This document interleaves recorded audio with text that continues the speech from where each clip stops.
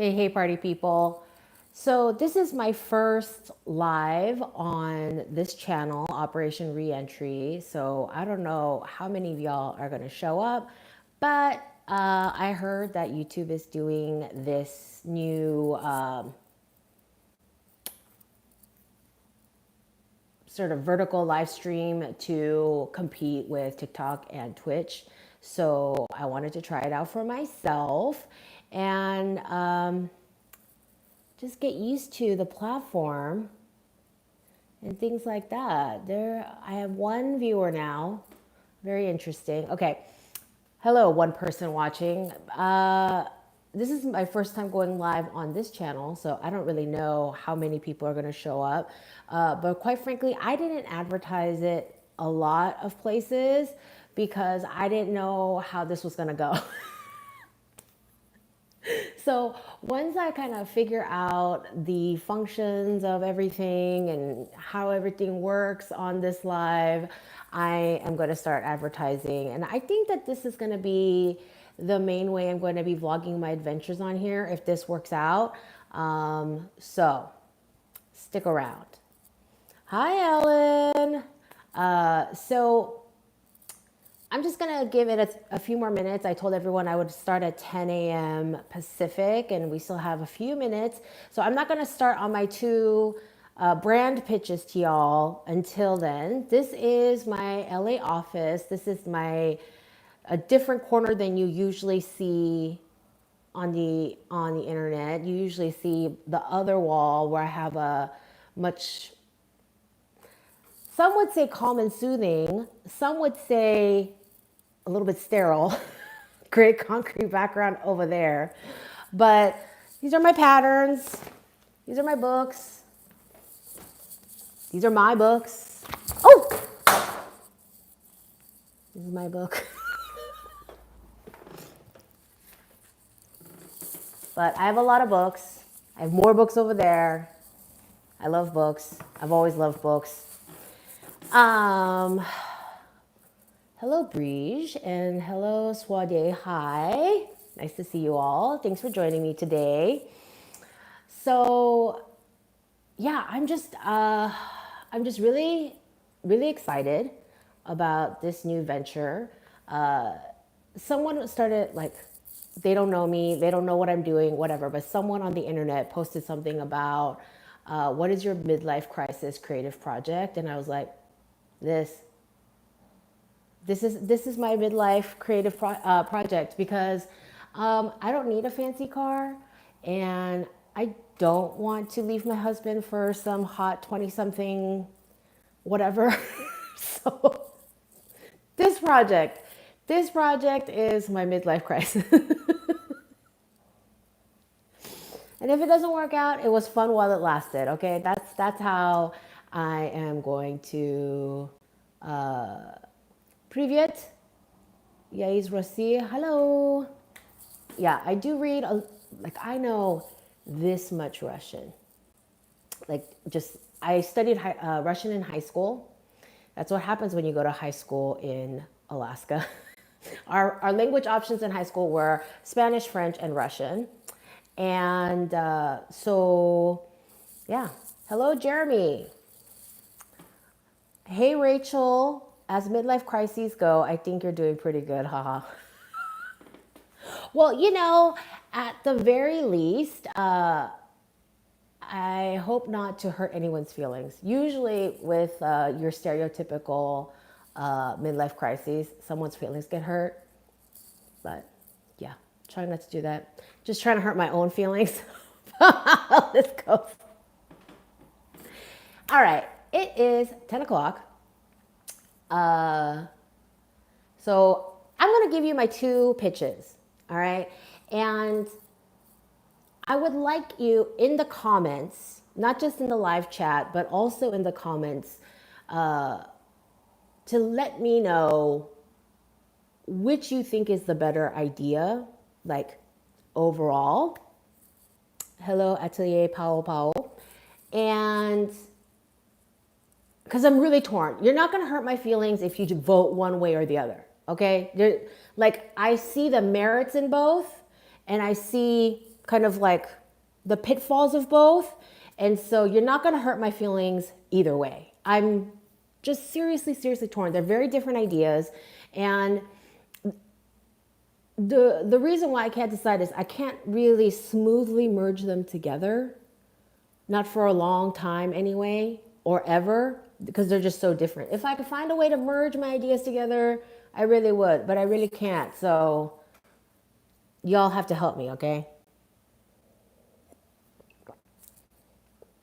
Okay, I'm gonna go through the first one because I think I fleshed it out a little more in the previous conversation. So as I mentioned before, my two favorite categories for design is outerwear and evening wear. And I had mentioned that I was thinking about doing denim jackets in the first video, and that I know I was very vague about the evening wear project because it was very vague in my mind. And it has only been in the past few days that I really kind of solidified what kind of evening wear project I wanted to do. So with the denim project, I want to do denim jackets. I had mentioned doing the aprons. Those I could merge into one brand because I want to make denim and leather work aprons. Not like, the regular kind of fabric aprons that people use when working in a kitchen. Plenty of people are doing that. That's not a particularly creative endeavor for me. I'm talking about cool work aprons made out of denim, made out of leather, made out of tough materials where you can have tools like awls and scissors in your pockets and you're not going to stab yourself or other people by having them in your pockets. Things that look kind of cool, distressed, maybe upcycled, maybe something where people send in your jeans and I upcycle them into an apron, something like that. Leather pockets, or maybe the whole thing is leather. I want to start making some aprons, but also merge that into my denim jacket brand where it's really denim and leather focused. And the idea I have in my mind, and of course it's going to be different, like kind of where it goes in the future, but the idea I have in my mind is to start with anywhere from 4 to 7 key blocks, basic styles. And then every season, like I would have, okay, this is not what I would do. Love you too. Hello, new people. Like, let's say if you did jackets, you would have like a blazer, a bomber, a varsity jacket, a jean jacket, like a shirt jacket. Like, let's say you have these bodies. Those would not be my bodies. But what I'm saying is I would have 4 to 7 basic bodies that I would perfect the fit, perfect the grade, and use season in, season out. And then every season, what I want to do is create a new denim. Because working with the fabric manipulation aspect of denim is really exciting to me. And my Patreon students will know this the best. I love what I call wearable drama, where the shapes are easy to wear. It's not fussy. You're not always pulling at things. It doesn't suck you in weird places, so you kind of feel uncomfortable sitting. You can't eat in something, or you're afraid a titty's gonna pop out. Whatever, something that's easy to put on and take off and easy to wear. But hey, Judette, when are we grabbing lunch? Message me. But something with a lot of flair, a lot of personality. And I want to express that through fabric manipulation. And I have so many ideas. And I recently started following the Kingpins trade show account on TikTok.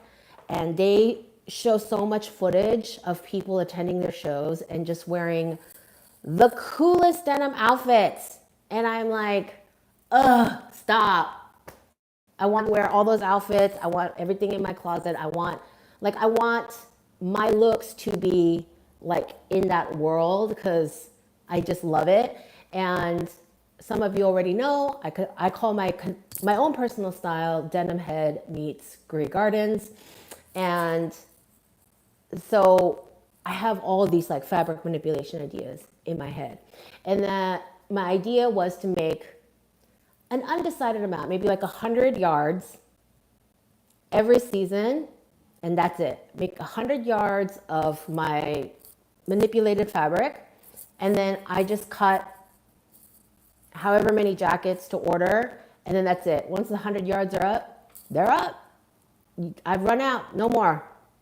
And it kind of works on that whole limited stock, dead stock, vintage, kind of like that whole, this is all we have, so get them while it's hot, that sort of thing, you know? But creatively, I get really juiced up thinking about it. And, you know, and I could apply that to later silhouettes if it becomes successful. If, you know, if my customers are asking for skirts with the same fabric manipulation, like I think a lot of these can work on like, you know, an A-line skirt, a denim mini, something like that, you know? Maybe render all of them on Clo 3D, see what the feedback is first and bring them to life. Well, I don't know how to work Clo 3D. And I could sketch them by hand.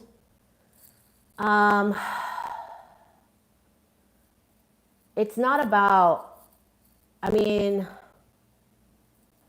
I'm not going to put in that much work to develop these brands to decide which direction I'm going to go in. Maybe do some sketches, but I'm not going to learn software I don't know or hire and do that whole relationship. Like that's just, you know what? The other day I was going somewhere and I was in Marina Del Rey and I was passing by the strip mall where there used to be a Kinko's. And that Kinko's was the one that was closest to my college campus. And I was telling my husband, I have spent so much money at that Kinko's in college. And so many copies, so many color copies for so many projects. And I was joking around with my husband that I'm like, you know what? I think that's why I have been so loyal to hand drawing, because I hate the fact that I gave Kinko's all my spending money in college. I'm like, I'm just gonna make this all by hand. I'm gonna draw this all by hand. And so I like really like round down into my drawing classes, and I'm like, I'm just gonna sketch everything and learn how to think. I'm gonna learn perspective. I'm gonna learn figure drawing, like all these things, and I'm never gonna have to color copy and give Kinko's all my money ever again. So maybe there's some truth to that. As a viewer, I have high expectations when you go to market. Okay, thank you. That's not super helpful. No pressure or anything, right? So sure, someone from the community can help you with Clo. You have 500,000 audience. Yeah, I know. You know, here's the thing. And I'm going to be real honest with you. Every time I have tried to hire someone from my audience and I did a call out posting that I was looking for someone to do a certain thing, it has been an ordeal.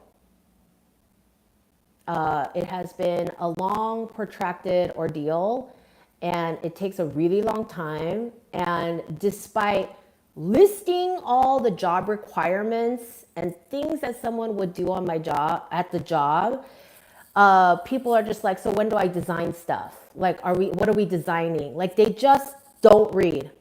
And it's like I'm just so unwilling to hire someone right now. Like, I just want to keep this small and to myself for the time being. Because if I am successful with this endeavor, there will come a point where I will need to hire people for things that I do not know how to do.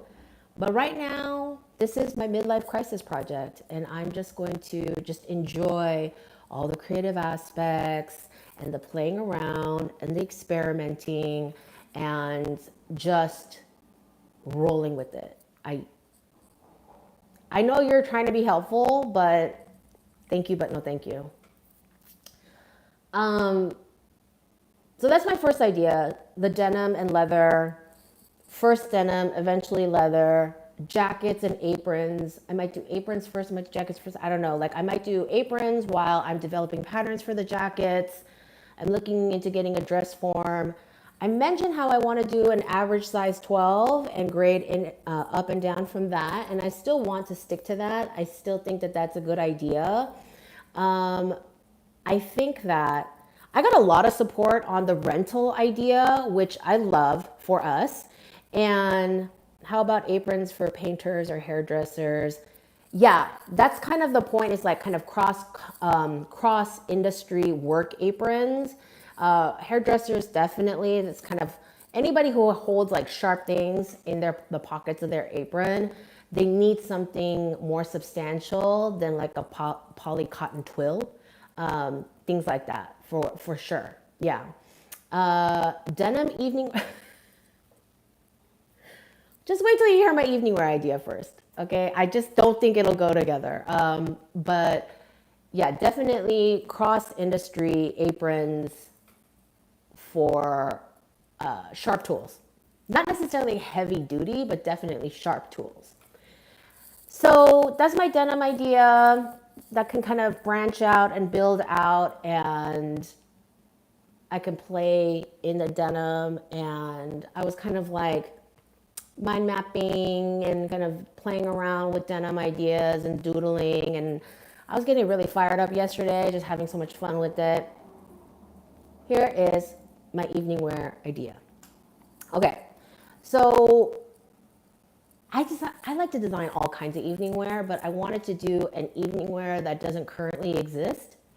And so I want to do evening wear for the 40 plus market.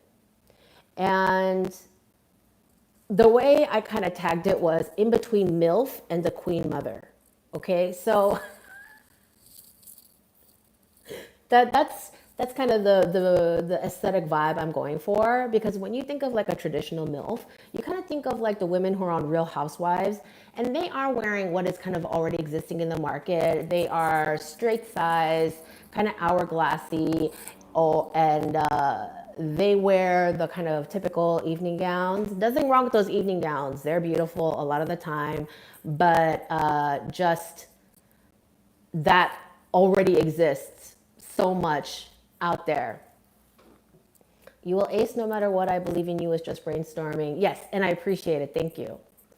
Love that idea. Over 40, you don't see much. Exactly. And so I want to create stuff that's not for the Queen Mother. Like stuff for the Queen Mother already exists, like very dowdy, extremely covered up, like kind of straight up and down, just really kind of boring. There's this subreddit I really love. I enjoy myself in there, and basically I forget what it's called, but it's basically people post screen grabs or photos of wedding dress codes. And sometimes it's like a whole essay, like please wear this and don't wear that. And then they'll pick a couple of dresses and be like, would this dress fit this dress code? And like people in the comments are like, yes, that's perfect for the dress code. Or I don't know, girl. I don't think so. Like, I don't think you understand what black tie means. All these things, right?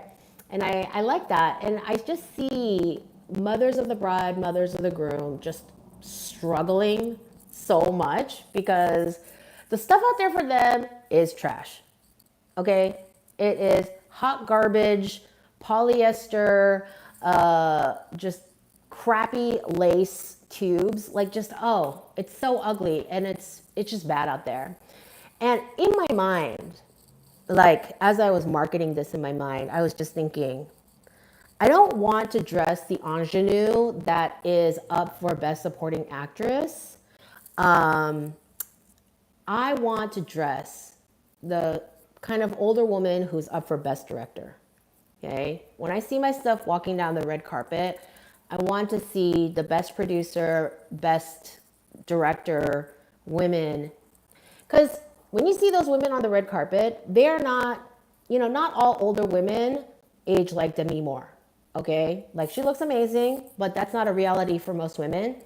And so you see these older women up for Best Director, and they're not in these giant ball gowns. They're not in these 10-foot trains, all this stuff. But they want to dress beautiful. They want to look sexy in their own way. They want to be definitely black ties, so they want to like really look up there, and still wear something that, oh, I hate that phrase age appropriate, but that's kind of what works here. Is they want to look a little bit more sophisticated. They don't want to look exactly like their 21-year-old counterpart. Yeah, in between MILF and Queen Mother. That is my advertising tag, right? Right. So that's kind of what I'm going for. And I have a lot of these like fit ideas and silhouette ideas that kind of work. And that has always been my aesthetic is how can I make something sexy without it being too revealing? And, you know, I do like sexy revealing things, but I've always leaned a little bit into, well, can we still make it sexy, but not too like obvious, a little more subtle? And I was thinking about who's designing this kind of stuff. I was actually thinking of Dries Van Noten, who I'm a huge fan of, except he doesn't do evening wear. I mean, he's retired now, but the brand doesn't do evening wear. It's more like it was coded for 35 plus, but never announced that it was 35 plus. Because when you look at his stuff, which is all day wear, it's like a lot of it has sleeves. A lot of it is relaxed silhouettes. A lot of it is wearable, gorgeous prints, amazing textures, colors, like fantastic color stories, but they're relatively easy to wear shapes. Okay. And so it's got a very adult, grown up vibe, still fashiony without being too avant-garde. Its own kind of sexiness and grown-upness. And I want to, not to take his style, but that vibe. Okay, when I'm trying to express that vibe, I'm thinking of that Dries Van Noten vibe, but for evening wear. And I was talking with Shirley, my friend who does a lot of red carpet work, and she's like, give me your samples yesterday. I have people to dress. And then I have a friend who has been working in bridal for a long time, bridal sewing. She was talking about how a lot of the time, not just mothers of the bride and mothers of the groom, but even just older women who are getting married, maybe it's their first time, maybe it's their third time, whatever, but they want to have something nice to wear. And you know what? Those women, they want to look really nice, but they don't necessarily want a tulle ball gown. Okay. And so I could offer the dresses in white, off-white for those women. I think that I could really marry my love of evening wear and this market gap that I'm seeing. So yeah, you see how wildly different those two are and how my idea would not really lend itself to merging that much. Yeah, I think I missed some comments. So let me just scroll up 1 second. I don't know if this meshes with your vision at all, but as someone who uses a utility belt, those things are super handy for carrying multiple tools and good for hot environments too. Yeah, I bought a utility belt at Home Depot and I used it, but I didn't love it. It didn't serve exactly the purpose I was looking for, but I did like it. The one I had, the pockets were too open. So I was always afraid of things falling out because I was always sitting and standing and sitting and standing, like sitting at the machine, standing up, sitting at the machine. And I was afraid things were going to fall out every time I sat down. That was the pockets being too open. And maybe that was just the particular style that I bought. I was always afraid of things falling out. And then I didn't like the nubuck. It just I was always wearing shorts at home. I live in California. I'm always wearing shorts at home. And it was just like rubbing against my skin. So I want something soft against my skin. So just, yeah, like I like those kinds of tool belts. I loved how thick the nubuck was so that I knew if I threw my all in there, it wasn't going to stab me. That was also very important. But yeah. Love it between MILF and have some manners mother. That's another way to put it. Okay. My mom would love this idea because we were going to a few weddings and had a hard time shopping. It's either prom or queen, mother, mother of the bride, no great in between. Oh my God, did you guys see that thread? Okay, it went viral, so maybe you did see it, but there was this one where this girl was saying how her mom wore her prom dress. So this young woman is like in her 20s. Her mom wore the daughter's prom dress to a wedding. And she was just like, and it really had that kind of like steal attention from the bride, revenge, mother of the bride sort of vibe that my bridal industry friend was talking about. It was not great. It was not great. Over 40 evening wear. My mom is in that group and she has such a hard time finding anything she likes, let alone anything that looks generically nice. I love how all of y'all were like, oh, my mom would love this. I'm over 45. I would love this. I want a nice dress to wear. I want an age appropriate, sophisticated, still high fashion cocktail dress to wear to events. I do. Okay, I'm 45. I'm over 40.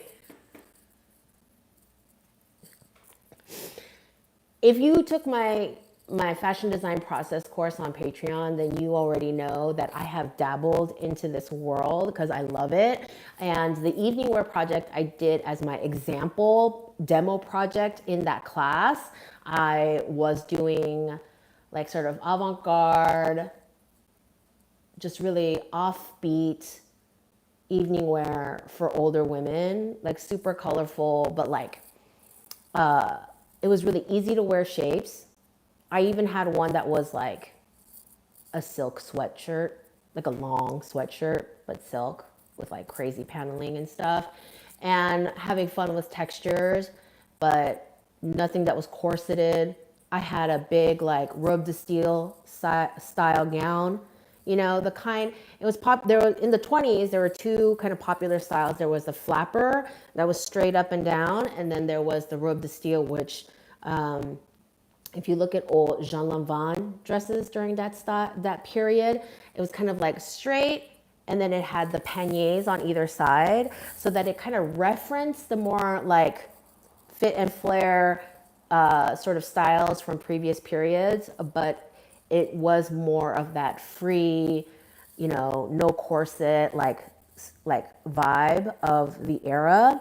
But yeah, one of the dresses in that lineup was like a giant robe de style, sort of like, but like kind of easy to wear, you know. And some dresses had sleeves and some didn't. And I was playing with all these textures and paneling, and you know, Judette, are you still here?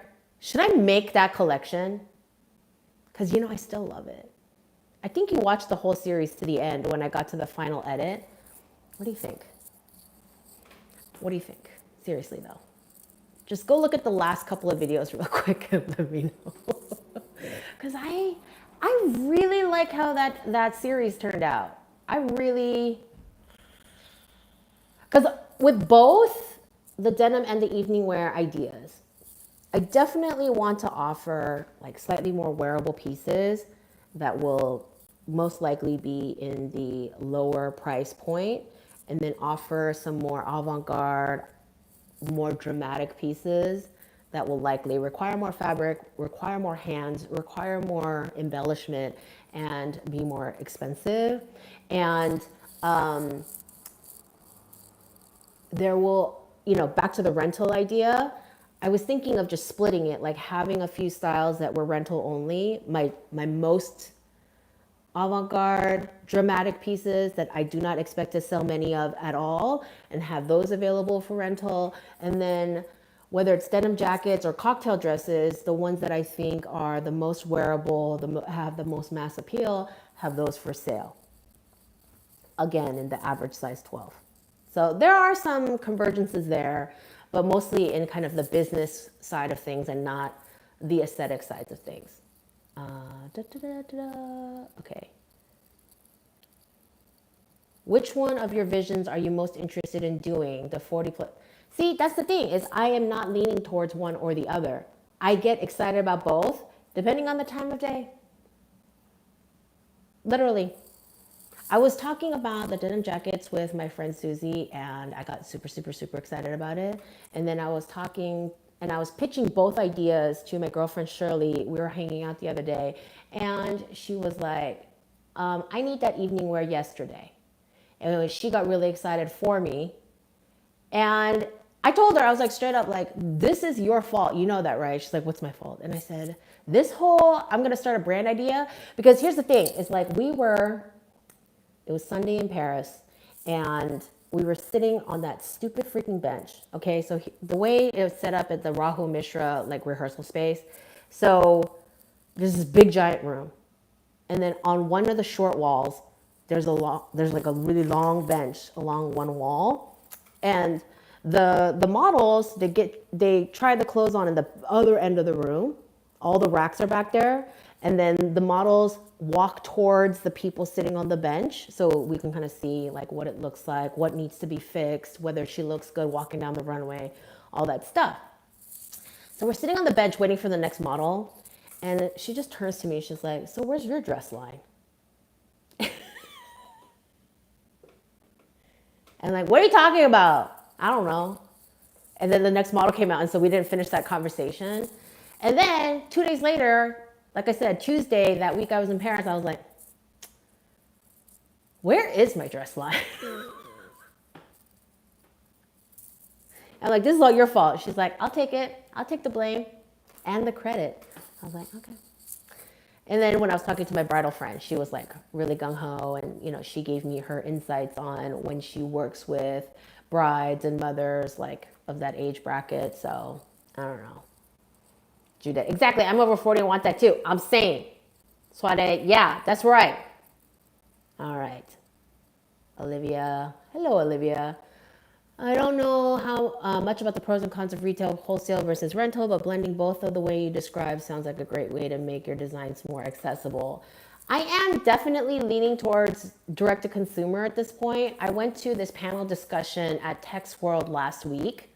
So, just so you know, like this whole like period of indecision is actually just backed up by a lot of background research. I'm like reading stuff online. I'm talking to industry professionals. I'm listening to panel discussions and stuff. And so I was listening to this panel discussion, and the two main speakers are women older than me who have been working in this industry for a few decades, and kind of their very different trajectories in their careers.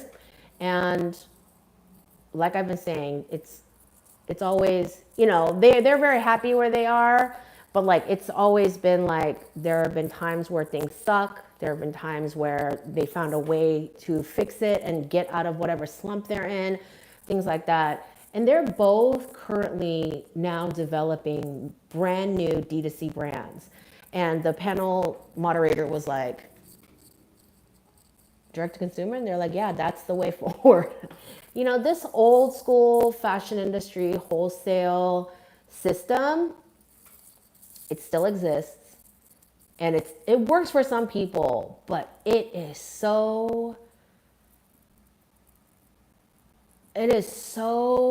terrible, especially for new designers. Let me know if y'all want a rant video on the pitfalls of wholesale, because I could talk about it for a long time. It will probably live on the main channel because it's more of a teaching video.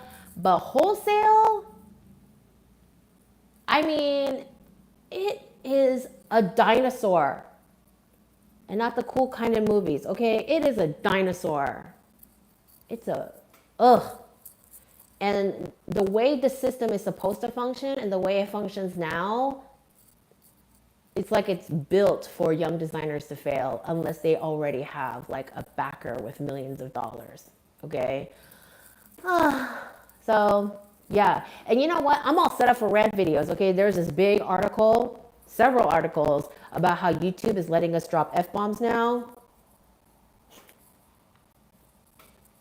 I was keeping it clean for YouTube monetization purposes because, kids don't really watch my channel. Like high schooler, I mean, I get the occasional kid, but like I've seen my numbers, okay? Most of y'all are adults, all right? If I had to pick one, it's gonna be the evening wear. Girl, I already knew that about you. I know you and I knew that about you. I did see this amazing Indian vendor at Tex World where he does like these beautiful beaded fabrics, and he does custom beading. I sat him down and I was like, your beading is incredible. Like at first I thought they were glued on. Like his samples were all on the finest net. And I could not find the thread. I'm like, where's the thread? I was like this, sticking my face right into the fabric, and I was looking for the thread to see that it was stitched down. And finally, with my old people eyes, I do need reading glasses, by the way, I found the thread because I really was like so sure that it was glued. It was so impossible to see the thread. And no, there was no glue dots either. So I'm like, no, it has to be thread. So these things are sewn on and they're beautiful, and he's giving me some pricing. And there was one that was like, price like $125 a yard, which considering the intricate beading, I was like, for that narrow thing, he's like, no, for the full wide sample. I was like, okay. I was like, what if I give you a design, like my own custom design? Can you do it? Yes. What if I want you to bead a dress? I don't want yardage. What if I send you a dress? Can you bead the dress? Yes, I can bead the dress. I'm like, give me your card immediately.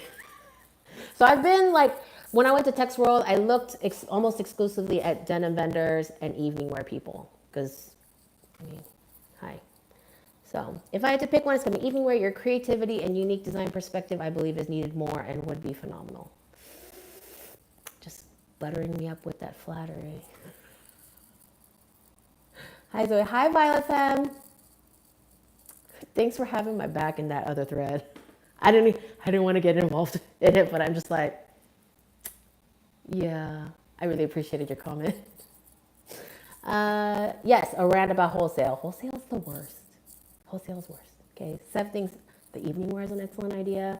Yes, please do the pitfalls of wholesale video. I used to be a manager at Nordstrom. It was impossible to get them to let me design or become a buyer when I worked there.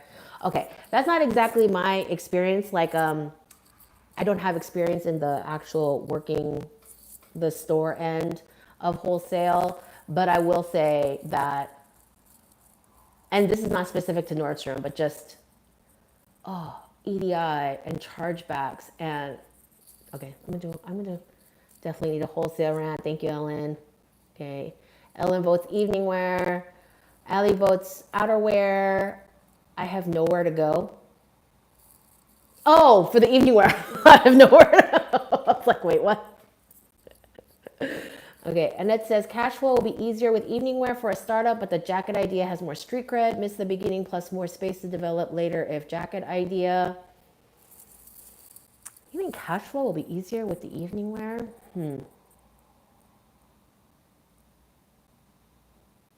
I do kind of see your point.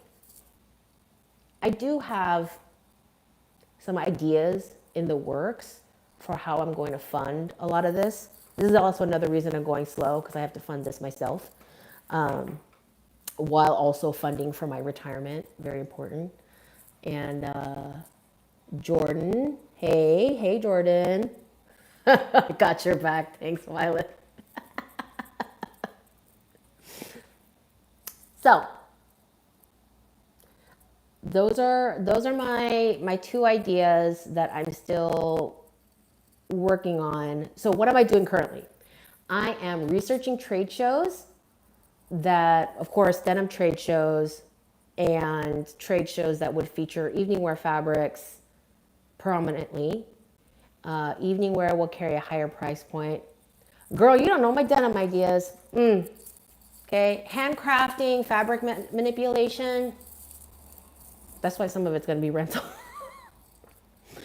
Here's the thing, is people think that evening wear will take in a higher price point. But the thinking behind a lot of people who buy evening wear is, I'm only going to wear this once or twice. I don't want to spend all this money on something I'm going to wear once or twice. But a jacket, like a lot of people can imagine spending a lot more money on a jacket because they're going to wear it a lot. Because they're like, I'm going to wear this all season. It gets cold around here. So that's also a lot of like buyers thinking. People think, oh, well, it's obvious. It's silk and beading. So of course it's expensive. But people are like, This ain't even my wedding. What do I need to be spending all this money for? So there kind of seems to be, yeah, seems like denim leather would generate buyers in all age groups.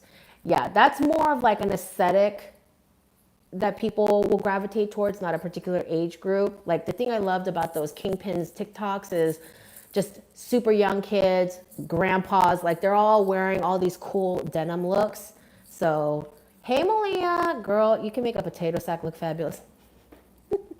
Thank you.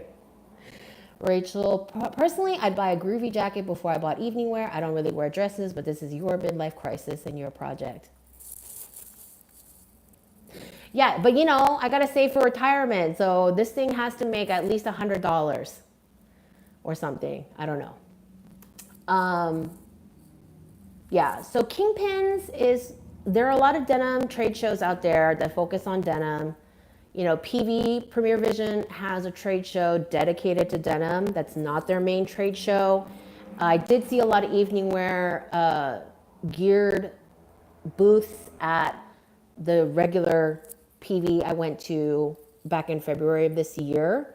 But like, there are other denim trade shows, but Kingpins is kind of has the street cred for being the cool one. And they also have a lot more like educational talks and workshops and discussions and stuff, which I want to attend like all of them.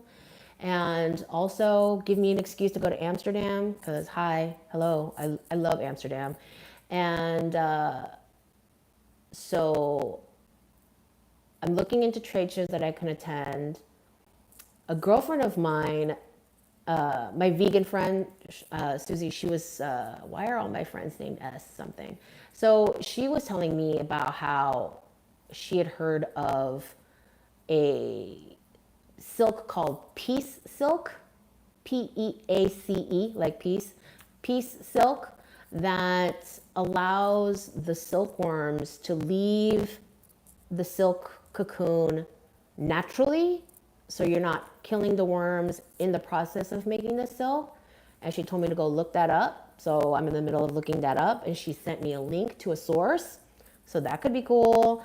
I've been loving a lot of the cotton linens that have been coming out also, and the sustainable rayon options. Like rayon, I am working on the rayon video for the main channel. Rayon is actually the first man-made developed fiber from the 1800s. And it was first dubbed artificial silk because it was supposed to replace silk.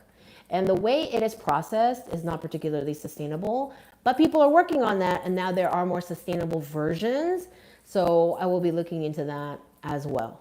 So yeah, Peace silk equals ahimsa silk. I hear it has a more matte texture, but I like that. I do like that for some looks. Like I said, I really like the cotton silks. This was years ago. I went to Harrods and I saw the Zimmerman display at Harrods, and they were using this like kind of very matte cotton linen-y silk blend, and I was like, I want this fabric. So yeah, wait, I missed some comments. Zoe, ultimately, I believe you will eventually have both as your fashion brands. You'll have more than one fashion line. Okay, well, from your lips to I don't know how I could possibly merge that into one. But, you know, we'll see.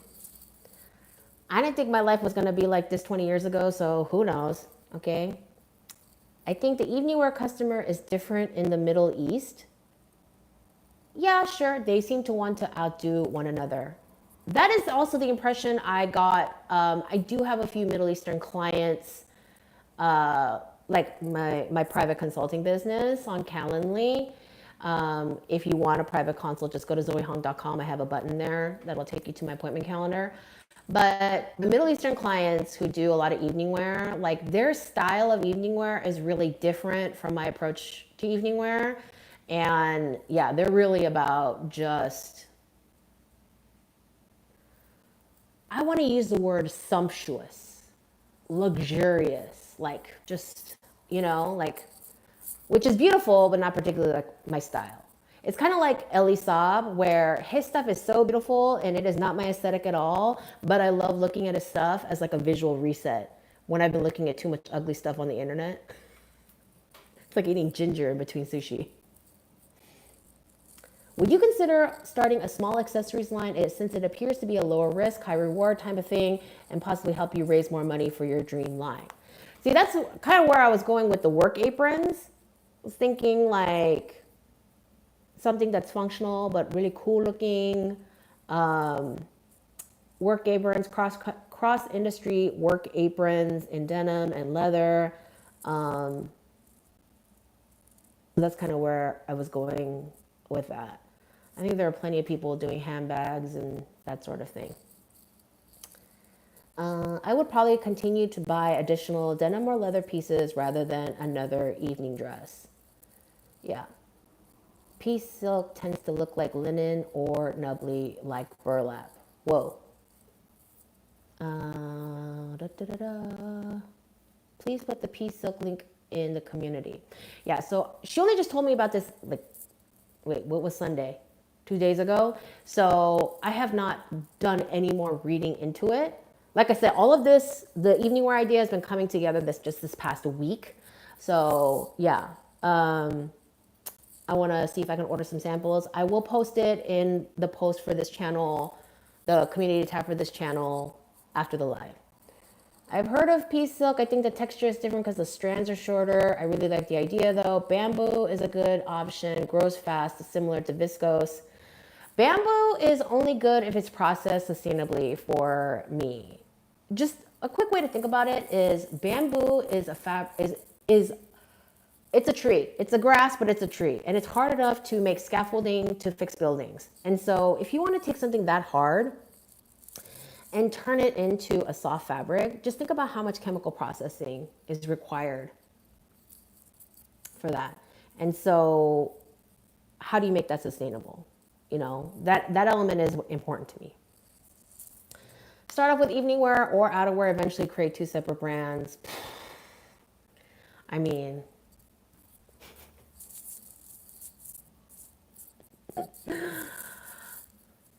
one can dream. I love a sturdy tote bag. I don't know. I also, like, I have a tote bag that is super sturdy. It's a cotton duck. It's an olive green cotton duck with leather straps and everything. I just don't know if people are buying tote bags. I think people get so many tote bags. Like right now, the big trend is those Trader Joe's tote bags. Everyone and their mother wants a Trader Joe's tote bag, the white and blue one with the red Trader Joe's logo. I don't know why. Okay, people get fixated on it. But you get those for free at so many events. Like people just, I don't see a big market for people buying tote bags. Although I guess if they were really special, I don't know. I'm just not really big into the bag market. I'm definitely more of a clothing designer. I love evening dresses, but I don't go to any formal events to justify such an extravagant dress. But I want to buy your products. Thank you. Okay. All right. I do have to wrap up because I have things to do today, and I've been on for about 50 minutes now. But so those are my pitches. Let me know in the comments what you think. Again, I like both like equally. I'm like going back and forth. So you're not going to insult me by voting one way or the other or listing pros and cons of the other. I appreciate your time if you do take the time to explain to me what you think are the pros and cons of each idea. A lot of food for thought. And of course, in the meanwhile, I'll be doing further background research on trade shows I can attend or any articles I can watch or any panel discussions I have access to online that would help me better understand. And maybe I'll just do the wholesale rant for this Thursday's main channel video because, yeah, why not? I'm already in the mood. Okay. So, anyway. Thanks for joining me on my first vertical live on my new channel. Y'all are my favorite. Share, subscribe. you know, all the ways you show me love. And I will see you next Tuesday. I will probably do another live next Tuesday. Thank you. Have a great day too. How do I turn this off?